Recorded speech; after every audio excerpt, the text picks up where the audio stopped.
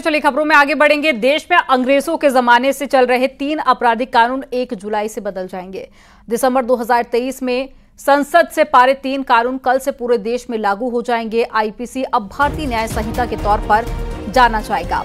CrPC अब भारतीय नागरिक सुरक्षा संहिता होगी और अब एविडेंस एक्ट भारतीय साक्ष्य अधिनियम होगा।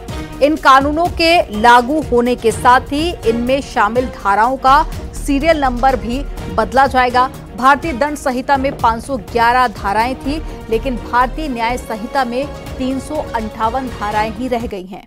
संशोधन के जरिए इसमें 20 नए अपराध शामिल किए गए हैं, तो 33 अपराधों में सजा बढ़ाई गई है। वहीं सीआरपीसी की 484 धाराओं के बदले भारतीय नागरिक सुरक्षा संहिता में 531 धाराएं रखी गई हैं। नए कानून में 177 बदलाव किए गए हैं, जबकि 9 नई धाराएं और 39 उपधाराएं जोड़ी गई हैं। वहीं नई भारतीय साक्ष्य अधिनियम में भी बदलाव किए गए। इसमें 170 नियम कानून तय किए गए हैं, 24 कानून बदले गए हैं।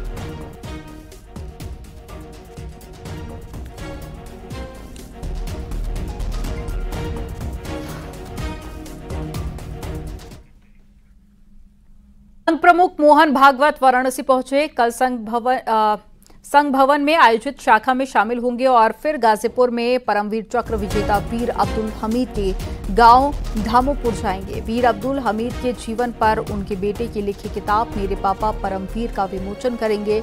मोहन भागवत धामोपुर से हदियाराम मठ जाएंगे और संत भवानी नंदन यति महाराज से आशीर्वाद लेंगे।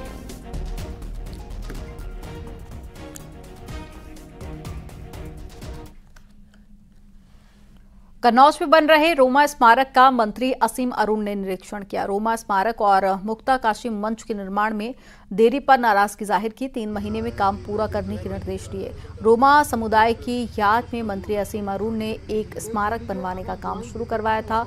यूपीटी परिसर में बन रहे रोमा स्मारक का काम मई में पूरा होना था, लेकिन अभी तक 60% काम ही पूरा हो सका है।